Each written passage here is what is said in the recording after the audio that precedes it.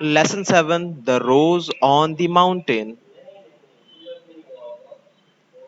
One can find the strangest of things in the strangest of places. देखिए यहाँ पे इस पोयम में ये बात कर रहे हैं कुछ ऐसी अजीबोगरीब चीज़ों के बारे में जो कि हमें मिलती है कुछ अजीबोगरीब जगहों पर। ठीक है, स्ट्रेंज चीज़ें जो हैं, स्ट्रेंज थिंग्स हमें स्ट्रेंज प्लेसेस पे कभी कभार मिलती हैं। क्या आपको कभी ऐसा आपके साथ हुआ है कभी कि जिस चीज़ की आपको उम्मीद ना हो कहीं होने की, वहां पर वो चीज़ मिली हो? Read this poem to find out where the poet found a rose. इस पोयम में आप जो है जानेंगे कि जो पोएट है उसे कहाँ पे एक गुलाब का फूल मिला। I found a rose on a mountain's brow, crimson and glowing, fragrant, fresh and fair, and paused in wonderment to gaze. For how should a rose lie there? Poet कह रहा है कि मुझे एक रोज मिला माउंटेन के ब्रो पे, मतलब कि माउंटेन की ऊंचाई पे, सबसे ऊंचे हिस्से पे। ब्रो बोलते हैं सबसे ऊंचा हिस्सा। क्रिम्सन एंड ग्लोइंग, मतलब उस क्रिम्सन होता है कलर, गुलाब के कलर को क्रिम्सन कलर बोलते हैं। रोज जो है आमतौर पे क्रिम्सन कलर का होता है, रेड नहीं होता, क्रिम्सन होता है। एंड ग्लोइंग, ग्लो करना मतलब कि चमकना, मतलब कि खिलखिलाना।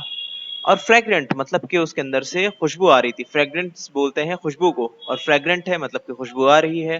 फ्रेश है मतलब ताजा है, एंड फेयर बिल्कुल अच्छे से अच्छी हालत में। एंड पॉज्ड इन वंडरमेंट, कि मैं रुक गया इस ख्याल में। वंडरमेंट, वंडरमेंट मतलब वंडर में, बिल्कुल अचंभा हो गया। टू गेज, देखने के लिए उसे। गेज का मतलब देखना, इत्मीनान से देखना। ठीक है, इत्मीनान से खड़े होकर देखते रहना उसको थोड़े लंबे टाइम तक। For how should a rose lie there, कि एक गुलाब यहाँ पर कैसे हो सकता है? सोचिए जरा, पहाड़ के ऊपर और कुछ भी नहीं है यहाँ पे आसपास में, पत्थर हैं, कुछ घास फूस है, वहां पे एक गुलाब का फूल कैसे उगा हुआ है? There was no place for flowers that grim grey crest. Let's only lichens live.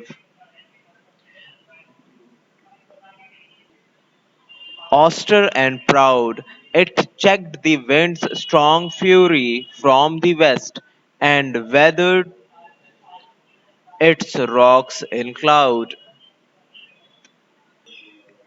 देखिए सबसे पहले लाइन में तो ये बोल रहा है कि ये किसी एक फूल के रहने की जगह नहीं है। There is no place for flowers that grim grey crest. अब देखिए ग्रिम ग्रे क्रेस्ट, इसका मीनिंग जो है ना, ये समझिएगा क्या बोलना चाह रहे हैं। ग्रिम का मतलब होता है रूखा सूखा, या फिर कुछ जो है ना फीके कलर का ग्रिम है ना, मतलब कि कुछ डार्क सा, जो दिखने में डार्क हो। ग्रे कलर का मतलब पता है आपको, डार्क ग्रे। ठीक है। और क्रेस्ट, क्रेस्ट बोलते हैं ऊंचाई को, ऐसे इस तरह का जो पैटर्न होता है ना उसको बोलते हैं देखिए क्रेस्ट बोलते हैं इस तरह का अगर पैटर्न हो ना, तो इसके ऊंचाई को, इस जगह को बोलते हैं क्रेस्ट। ठीक है। अब माउंटेन्स पे क्रेस्ट क्या होगा? उसकी चोटी। और यहीं पर तो गुलाब मिला था, तो बोला ग्रिम ग्रे है ये क्रेस्ट। ये क्रेस्ट है ऊपर की जो चोटी है, ये ग्रिम ग्रे कलर की है, डार्क ग्रे कलर की, है ना। ये मतलब फीका ग्रे कलर जो होता है ना, उस कलर का है ये। मतलब कि काफी सख्त जगह है, चट्टान है पूरी, यहाँ पर जो है किसी फूल के रहने की जगह नहीं है। आगे पोएट कह रहा है कि यहाँ तो सिर्फ लाइकन्स को रहने दो। लाइकन्स क्या होते हैं? ऐसे पौधे जो कि कहीं भी उग जाते हैं, किसी पेड़ के ऊपर भी उग जाते हैं वो, उनके डालियों पे, और या फिर कहीं जो है ना चट्टानों पे भी उग जाते हैं। देखिए ये चट्टान है, इसके ऊपर भी उगे हुए हैं। ये इस तरह के पौधे होते हैं जो कहीं भी उग जाते हैं, बिना फूल के होते हैं ये पौधे, और देखने में कुछ वैसा फील नहीं आता, इसको बहुत अच्छी फीलिंग उस टाइप की नहीं आती। देखिए चट्टानों पे उगे हुए हैं, पहाड़ी इलाकों पे उगे हुए हैं कैसे। ठीक है। तो बोला है कि ये इन्हीं के रहने की जगह है, तुम इन्हीं को रहने दो यहाँ पे, तुम यहाँ क्या कर रहे हो? ये फ्लावर्स को बोल रहा है, उसी एक फ्लावर को बोल रहा है। आगे ये लाइकेंस की तारीफ में कह रहा है, ऑस्टर एंड प्राउड। लाइकेंस जो है बहुत ही सख्ती के साथ रह सकते हैं ना, तो ये बोल रहा है ऑस्टर सख्ती के साथ, स्ट्रिक्टली, एंड प्राउड और गर्व के साथ रह सकते हैं यहाँ पे ये, है ना। मतलब डंके की चोट पे जो है इस तरह के पौधे यहाँ पे उग सकते हैं। किस तरह के पौधे? लाइकन्स जैसे, क्योंकि वो चट्टानों पे भी उग जाते हैं। It checked the winds strong fury from the west, के वेस्ट से आने वाली तेज हवाओं के कहर को देख चुका है ये पौधा। इस तरह के पौधे देख चुके हैं। कौन से पौधे? Lichens. and wreathed its rocks in clouds। रथ का मतलब होता है, रथ का आमतौर पे मतलब होता है कि फूलों का गुच्छा बना देना, फूलों को लेके ना उसको बांध देना, बांधने के बाद एक गुलदस्ता बना देना उस चीज का और उसको डेकोरेशन के लिए इस्तेमाल करना। तो फूलों के गुलदस्ते की तरह किसने किसको बांधा? इन लाइकन्स ने बांध लिया पूरे के पूरे रॉक्स को। ठीक है, क्योंकि रॉक्स पे हो जाता है ना, वो जम जाता है लाइकन। तो ऐसा लगता है जैसे रॉक्स का एक गुलदस्ता बना दिया उन्होंने, रॉक्स के आसपास जो है जमकर जो है वो ऐसा जकड़ लेते हैं रॉक्स को, ऐसा दिखाते हैं किस तरह के पौधे जो है। तो ऐसा लगता है कि क्लाउड्स के बीच में जो है उन रॉक्स के चारों तरफ वो चले गए हैं लाइकन्स और उन्हें जकड़कर एक फूल जैसा कुछ बना दिया। तो इतने स्ट्रांग होते हैं ये लाइकन्स, मतलब इतने ज्यादा रफ एंड टफ होते हैं। आगे कह रहे हैं एंड ऑन दी मोरो। मोरो का मतलब होता है कोई चीज होने वाली है उससे पहले का वक्त। ठीक है, मान लिए कि किसी की शादी होने वाली है और शादी होने के पहले का जो कुछ टाइम होता है ना, एक हफ्ते दो हफ्ते जब उसकी तैयारी हो रही होती है, तो उसको बोल देते हैं मोरो। मतलब कोई भी इवेंट होने वाला है उसके पहले के टाइम को बोल देते हैं मोरो। ठीक है, मतलब उसके अंतराल में।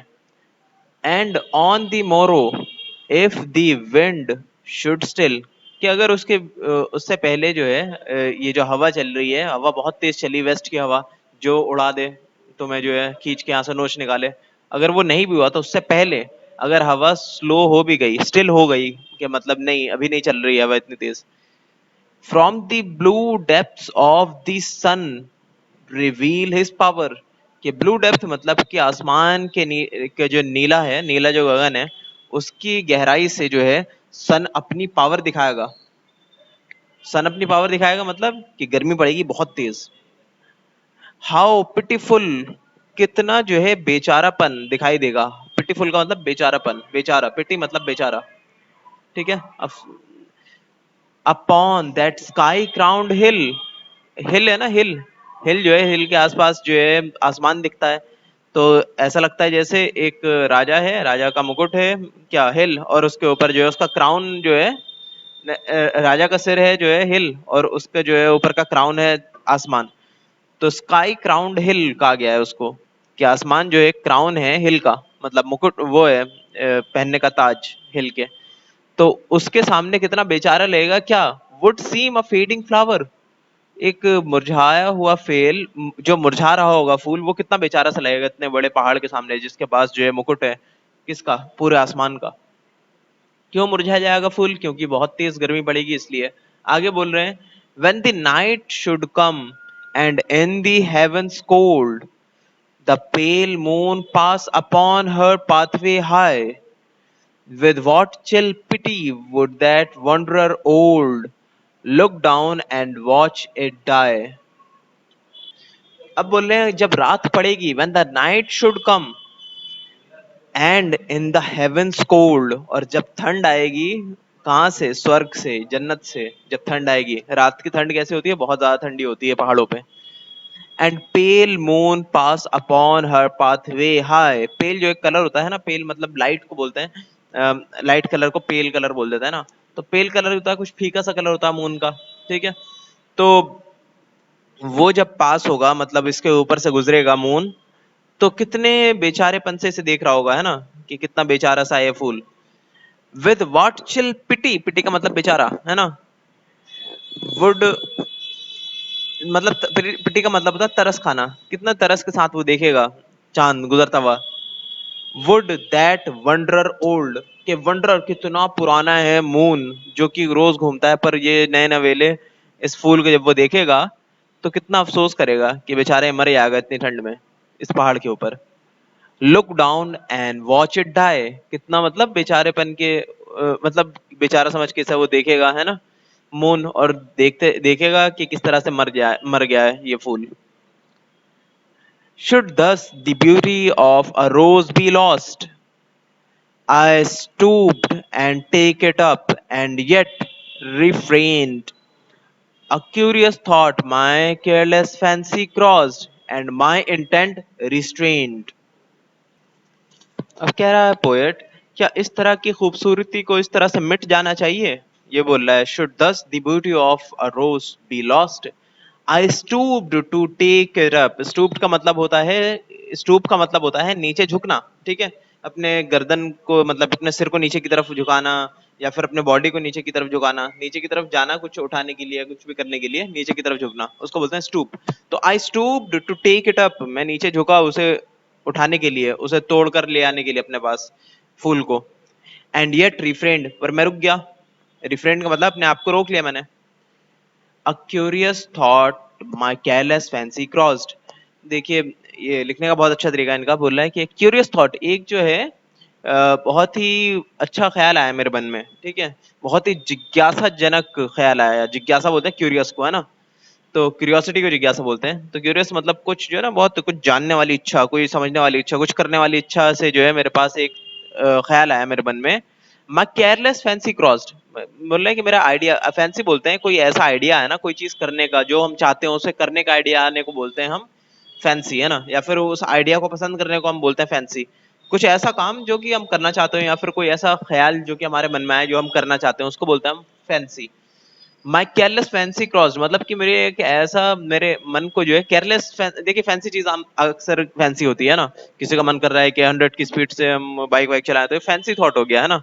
या फिर कुछ कहीं पे जंप मारने का किसी को ख्याल आ रहा है, तो फैंसी थॉट हो गया, केयरलेस होता है आमतौर पे। तो लाइक कि एक मेरा जो क्यूरियस थॉट गुजरा मेरे फैंसी थॉट से, ठीक है, फैंसी थॉट हो गया ना उसका, उससे गुजरा जो कि केयरलेस है बहुत। क्या, एंड माई इंटेंट रिस्ट्रेन्ड, कि जो मैं सोच रहा था उसे उठाकर अपने पास ले जाऊं फूल को, तो वो मैंने भूल गया, वो ख्याल में, उस ख्याल को मैंने छोड़ दिया कि अब नहीं ले आऊंगा मैं इस फूल को यहाँ से। क्यों नहीं ले आएगा, देखिए, perhaps some climber in a charmed hour divined the aureate those rocks among, and I left the valley's tribute of a flower as I would leave a song of the words। देखिए last वाला जो है paragraph बहुत ही अच्छा है। इसमें बोला गया है, उसमें perhaps some climber in a charmed arc, के शायद, परहैप्स का मतलब होता है शायद, कभी कोई क्लाइंबर, क्लाइंबर मतलब चढ़ाई करने वाला, आएगा यहाँ पे अपने चार्म्ड आवर्स में, अपने खुशहाल घंटों में। जब चढ़ रहा होता है ना कोई भी क्लाइंबर पहाड़ पे, तो बहुत खुश होता है, क्योंकि वो चढ़ाई कर रहा होता है जिसके लिए वो आया होता है, मतलब जिसमें उसे बहुत ज्यादा खुशी मिलती है। डिवाइंड, डिवाइंड का मतलब होता है जो गॉड की तरफ से होता है ना, उसे बोलता है डिवाइंड दी ओरियड, ठीक है, ओरियड पढ़ेंगे इसको, ओरियड, ये ग्रीक का वर्ड है ओरियड। दोज रॉक्स अमंग, ओरियड का देखिए असल में ग्रीक जो है ना, ग्रीक वाले जो है अलग अलग चीजें मानते थे, कि उनकी एक माइथोलॉजी है, माइथोलॉजी मतलब दंत कथाएं हैं कि बहुत सारी चीजों में आत्माएं होती हैं, ठीक है, अप्सराओं की आत्मा, ठीक है, वो बोल रहे हैं कि उस तरह की आत्माएं होती हैं अलग अलग चीजों में, जैसे पहाड़ हो गए उन चीजों में, तो उस तरह की आत्मा होती है। वैसी एक आत्मा जो है वो है पहाड़ के अंदर, ऐसा वो मानते थे कि हर पहाड़ के अंदर एक आत्मा होती है जिसको हम बोलते हैं ओरियड, ठीक है। तो उस ओरियड को एक जो है एक गिफ्ट की तरह जो है देखेगा, वो ओरियड के को एक गिफ्ट मिला हुआ है।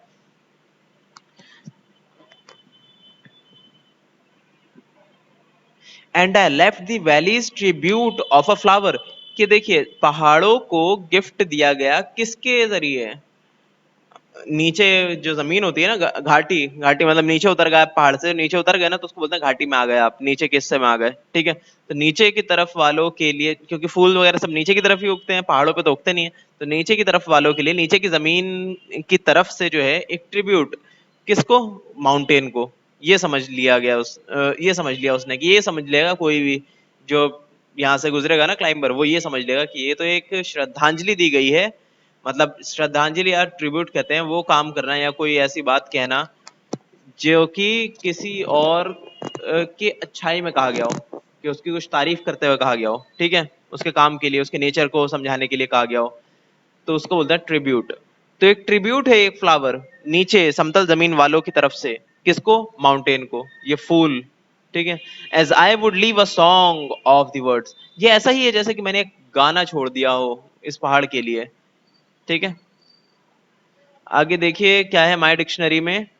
ब्रो का मतलब होता है slope, going in the mountain top, ठीक है, ब्रो का मतलब ऊंचा हिस्सा जो होता है माउंटेन का, उसको बोलते हैं हम ब्रो। फ्रेग्रेंट मतलब आपको होता है स्वीट, स्वीट स्मेल, ठीक है, फ्रेग्रेंट का मतलब होता है स्वीट स्मेल, स्वेलिंग नहीं होता, सूजन नहीं होता, फ्रेग्रेंट का होता है महक, स्मेल। Sweet smelling. फेयर का मतलब ब्यूटीफुल, और ग्रिम का मतलब ग्लूमी। ठीक है, ग्रिम का मतलब होता है कुछ सख्त, कुछ स्ट्रिक्ट, है ना, ग्रिम का मतलब। तो ग्लूमी का भी यही मतलब होता है, कुछ स्ट्रिक्ट, सख्त सा। आगे है लाइकन। लाइकन होता है मॉस, मतलब लाइकन एक वही पौधा होता है जो मैंने बताया, जो पहाड़ों पे उगता है। ऑस्टर, ऑस्टर का मतलब स्ट्रिक होता है। ग्रिम का मतलब होता है फीका, फीका, ठीक है, सख्त नहीं, फीका। और ऑस्टर का मतलब होता है स्ट्रिक्ट, काफी मजबूती से, काफी जो है काफी मजबूती से, स्ट्रिक्ट आप बोल सकते हैं, सख्ती से। रेदिड का मतलब कवर्ड। कवर्ड मतलब कि बांध देना, लपेट देना, जैसे फूलों का गुलदस्ता लपेटते हैं। मोरो का मतलब टुमारो, ठीक है। मोरो का मतलब ऐसे टुमारो नहीं होता, कोई भी इवेंट होना चाहिए, कोई भी इवेंट होता है ना, तो उससे पहले होने वाले पार्ट को बोल देते हैं मोरो। अच्छा, मोरो जो है पहले नहीं, बाद के टाइम को बोलते हैं, कोई भी चीज होने के बाद के टाइम को मोरो बोलते हैं। ठीक है, जो आज का मोरो क्या हुआ, टुमारो, ठीक है, आज के बाद का जो दिन है उसे टुमारो बोल देंगे, ठीक है, इस हिसाब से। तो मोरो टुमारो ही मीनिंग हो सकता है, इसका मीनिंग सही है अभी। ठीक है, मोरो मतलब कोई भी इवेंट हुआ उसके बाद का। तो यहाँ पे जब बोला गया था एंड ऑन दी मोरो, मतलब आज के बाद, जब कल होगी, ठीक है, या फिर आज के बाद का कभी भी जो है आज के बाद कुछ होगा, तो आज के बाद कल ही होगी, जाहिर सी बात है। अगर तेज हवा ना भी चली तो धूप आ जाएगी, ये कहा इसने।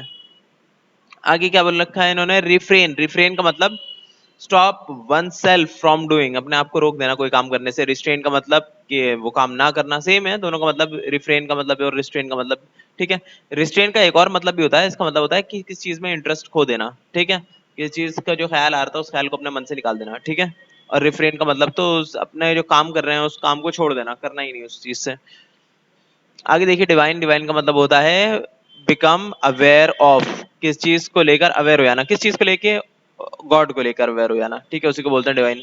Mountain spirit. माउंटेन स्पिरिट है आपका मतलब आत्मा जो है माउंटेन की, उसको बोलते हैं ओरिएड। और ट्राइब्यूट। ट्राइब्यूट क्या है, gift given as a mark of respect. ठीक है, आगे इवैल्यूएट योरसेल्फ है, खुद से करने की कोशिश करिए आप, और सारी चीजें खुद से करने की कोशिश करिए, अगर नहीं होता तो मैं कराता हूँ, ठीक है, नेक्स्ट क्लास में।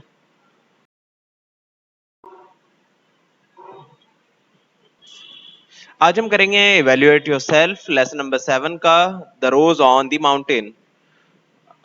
क्या बोल रहे हैं, टिक द करेक्ट आंसर में। The poet found the rose, कि पोएट को रोज मिली कहाँ पे, on the hill top, top पे हिल के, इन द वैली, वैली के अंदर मतलब घाटी में, या फिर in the slope leading to the mountain. तो जवाब है स्लोप। ठीक है, slope leading to the mountain, इस पे टिक लगा लिया आप, सी पे। और डी क्या था, at the base of the mountain, ये इस पे नहीं। आगे देखिए, सेकंड है, the rose was real, beautiful, sweet smelling, या फिर ऑल ऑफ द अबव। तो जाहिर सी बात है ऑल ऑफ द अबव है। थर्ड है आपका, द पोएट वाज सरप्राइज्ड, कि जो पोएट था वो सरप्राइज था, मतलब जो है खुशी के मारे, मतलब जो है हैरान था वो। टू सी द रेन, बारिश देख के, टू सी द माउंटेन, या फिर टू सी द सन, या फिर नन ऑफ द अबव। क्यों बारिश देख के हैरान था, माउंटेन देख के हैरान था, या फिर सन देख के हैरान था। तो नन ऑफ द अबव पे लगा दिए, क्योंकि वो फूल देख के हैरान था, है ना। फोर में देखिए, all the statements are true except the poet found a strange thing in the strange place. तो ये तो ट्रू, ये तो सही है, इसमें नहीं लगा सकते हम टिक। द पोएट वाज सरप्राइज, ये भी ट्रू है, तो इस पे भी कुछ नहीं लगा सकते हैं। आगे, the poet saw bucket of flowers, तो इस पे आप लगा दिए टिक, क्योंकि उसने bucket of, bouquet of flower तो नहीं देखा था, मतलब पूरा गुलदस्ता तो नहीं देखा था, उसने खाली एक सिंगल फूल देखा था ना, तो इस पे आप टिक लगा दिए कि ये गलत स्टेटमेंट, सी। आगे देखिए, फिफ्थ में, द स्पिरिट ऑफ माउंटेन, आत्मा को माउंटेन की क्या कहा जाता है, इट इज कॉल्ड ओरियड। ओरियड कहा जाता है, फर्स्ट पे, ए पे लगा दिए टिक। बोले, read the given extract and answer the following question. क्या बोल रहे हैं, there was no place for flowers, that grim grey crest lets only lichens live, के इस कठोर पहाड़ी के ऊपर, ग्रे कलर की पहाड़ी के ऊपर किसी फूल के रहने की जगह नहीं है, यहाँ पे खाली लाइकेंस को ही रहने दो, जो कि पत्थरों पे भी अपना डेरा जमा लेते हैं। तो इससे क्या पूछ रहे हैं, सवाल पूछ रहे हैं कुछ,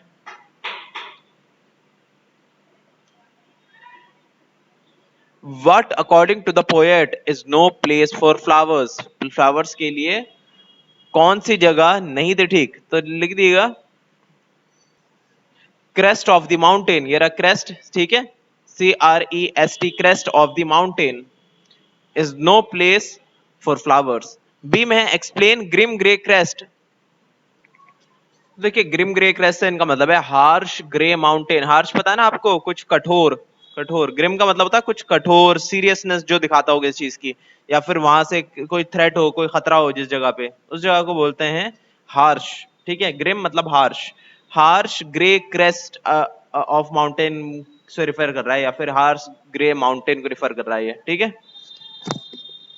आगे देखिए. तो यहाँ पे लिखा है ना एक्सप्लेन ग्रिम ग्रे क्रेस्ट, तो लिख देगा it refers to harsh grey mountain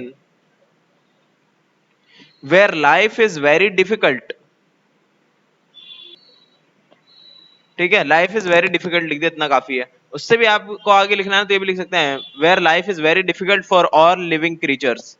आगे देख लीजिए में what are lichens and where are they found. तो इसमें आप लिखिएगा lichens are the plants without flowers that can grow on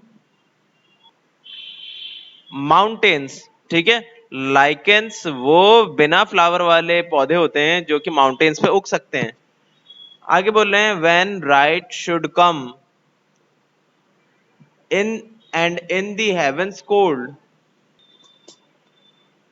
the pale moon pass upon her pathway high with the child pity with what pity with what child pity would that wanderer old look down and watch it die. अब इसे हम बोल रहे हैं इस paragraph के अंदर what appears at night, तो लिख दिएगा मून. ठीक है, मून लिख दिया, हो गया. who is the wanderer old, क्या है wanderer old, ये भी है मून. मून लिख दिए. what does it refer to, देखिए यहाँ पे इट लिखा है ना, इट जो है रिफर कर रहा है फ्लावर को, तो रोज फ्लावर. ठीक है, रोज लिख दिए यहाँ पे, खाली रोज, ROS रोज. ठीक है,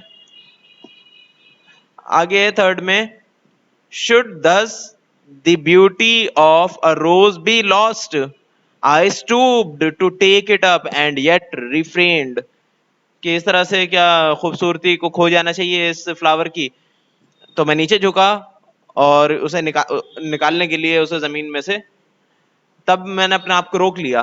ठीक है, इसमें आप पूछ रहे हैं फर्स्ट में हु इज आई, आई कौन है, तो poet.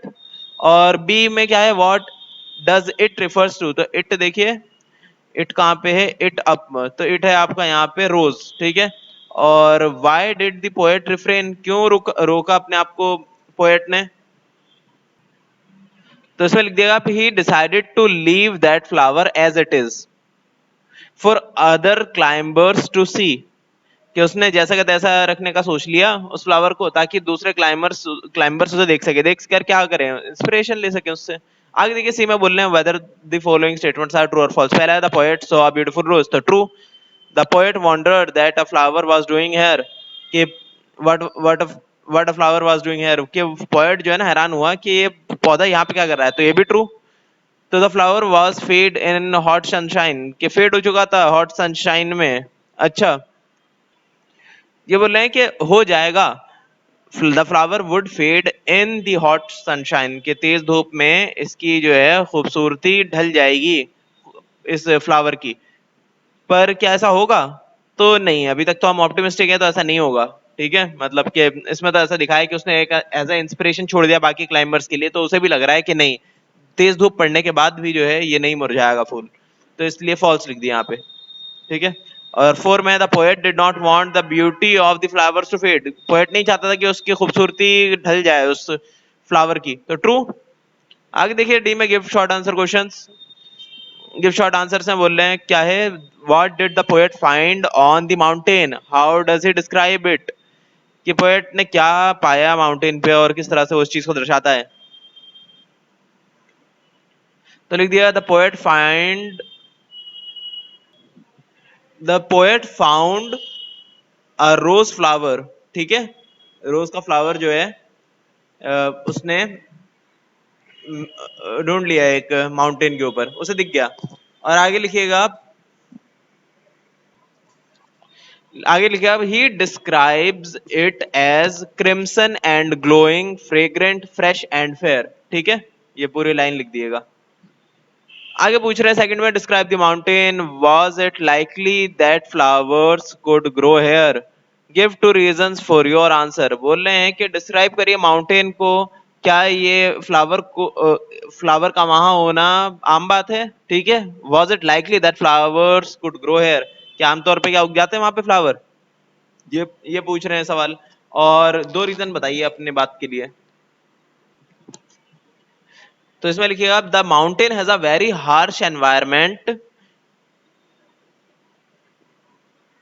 It was unlikely that flowers could grow here. ठीक है, ठीक है, दो रीजन हो गए। ठीक है, दो रीजन बता दिए ना, इसका भी एक एक रीजन बता दिया, हो गया। तो यही बोला था इन्होंने दो रीजन बताने के लिए। पहले तो बता दिया कि mountain has a very harsh environment, it was unlikely that flowers could grow here. अच्छा, आप ये भी लिख लिया आगे, there is too much sunlight coming from the sun and the winds are too strong, winds are too strong। ठीक है, आए के भी दो रीजन इसमें पूछा था ना, वो भी लिख लिया हमने अलग से। ठीक है, तो ये हो गया आपका आंसर सेकंड का। थर्ड में देखिए, what would happen to the flower when the cold winds and the clouds gave way to strong sunshine। क्या होगा उस फ्लावर का अगर जो है ठंडी हवा अगर चलने लग जाए, जो कि उसे क्लाउड देंगे, मतलब ठंडी हवा चलने लग जाए और अगर जो है क्लाउड्स रास्ता दे दें उस स्ट्रॉन्ग सनशाइन को उस पर पड़ने के लिए फ्लावर पे, तो फ्लावर का क्या होगा?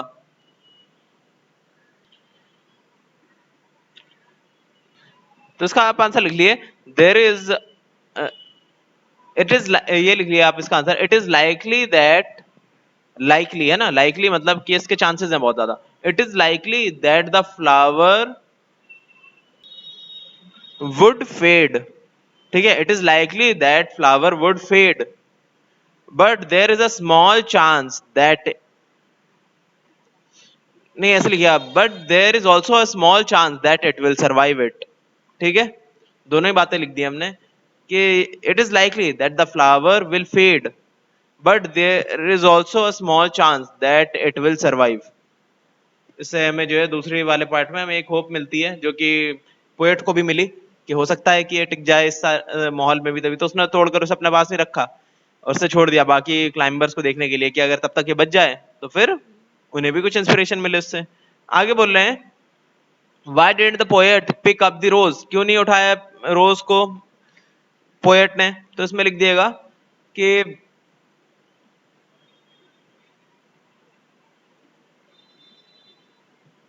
लिख दिया he decided to leave that flower as it is as an inspiration for the other climbers to see। ठीक है, बाकी सारे क्लाइंबर्स के लिए एज एन इंस्पिरेशन छोड़ दिया उसने। According to the poet, who could have left the rose here and why, poet के हिसाब से किसने छोड़ा होगा वो रोज वहां पे और क्यों? तो इसका आंसर तो क्वेश्चन में, मतलब इस चैप्टर के अंदर बता ही नहीं रखा। अच्छा, लिखा है देखिए, इसे अगर हम गौर से पढ़े ना लास्ट वाले पैराग्राफ को, तो इसमें लिखा हुआ है perhaps some climber in a charmed hour, कि शायद किसी क्लाइंबर ने अपने जो है बहुत खुशी वाले घंटों में divined the oread those rocks among, कि डिवाइन मतलब एक उसका ना दिमाग खोलने वाला, उसकी आंखें खोलने वाली कोई विजडम उसके हाथ लगी, जो कि ओरियड ने उसे दी थी, मतलब ओरियड उसके आत्मा ने, उस पहाड़ की आत्मा ने, और उसने छोड़ दिया and left the valleys tribute of a flower, कि और उसने फिर वो दे दिया गिफ्ट वैली की तरफ से, मतलब घाटी की तरफ से उस माउंटेन को, क्या दिया गिफ्ट? जाहिर से ज्यादा फ्लावर दिया है, लिखा है यहाँ पे tribute of a flower, flower दे दिया, as I would leave a song of words, कि जैसे कि मैं अपना एक गाना छोड़ता हुआ जा रहा हूँ। ठीक है, सॉन्ग ऑफ वर्ड्स छोड़ता हुआ जा रहा है नहीं है गाते हुए, तो यही इसी तरीके से उस क्लाइंबर ने, किसी क्लाइंबर ने शायद छोड़ दिया होगा यहाँ पे एक गुलाब का फूल, मतलब गुलाब का पौधा लगा दिया होगा यहाँ पे, एक उसका मन किया होगा, उसके दिमाग में इसने डाला होगा, ओरियड ने मतलब उसकी आत्मा ने, इस पहाड़ की, इसलिए। ठीक है, तो अब जो है ना तो इसका आंसर आप लिखिए some climber left the rose here as a valley's tribute of a flower to the mountain. ठीक है, हो गया आपका। किसी क्लाइंबर ने वहां पे इसे छोड़ दिया होगा, छोड़ दिया वैली के ट्राइब्यूट, वैली की तरफ से एक श्रद्धांजलि की तरफ से, वैली की तरफ से एक श्रद्धांजलि पहाड़ को। आगे बोल रहे हैं गिव लॉन्ग आंसर्स। फर्स्ट आपका इकलौता है, क्या बोल रहे हैं? Describe the scene on the mountain top on a cold wintry night when the pale moon looks down on the रोज।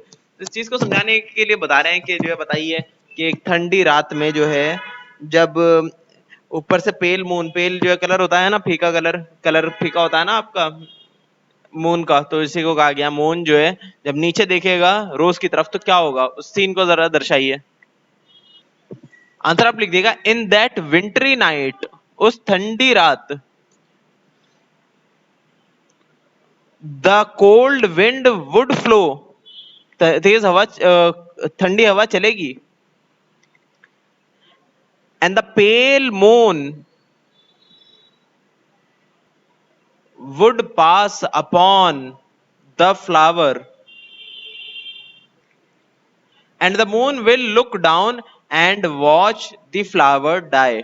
ठीक है, कि वो मून जो है ना उसके ऊपर से गुजरेगा, फ्लावर के ऊपर से, और जो है देखेगा फ्लावर को मरते हुए। तो बस इतना ही था, ज्यादा लंबा नहीं था आंसर इसका, लॉन्ग आंसर का छोटा सा ही आंसर था। ठीक है, इतना कर लिया आप, जो आपका कंप्लीट हो गया है लेसन, और करने के बाद में ये सेंड कर दिए, ये आपका होमवर्क है।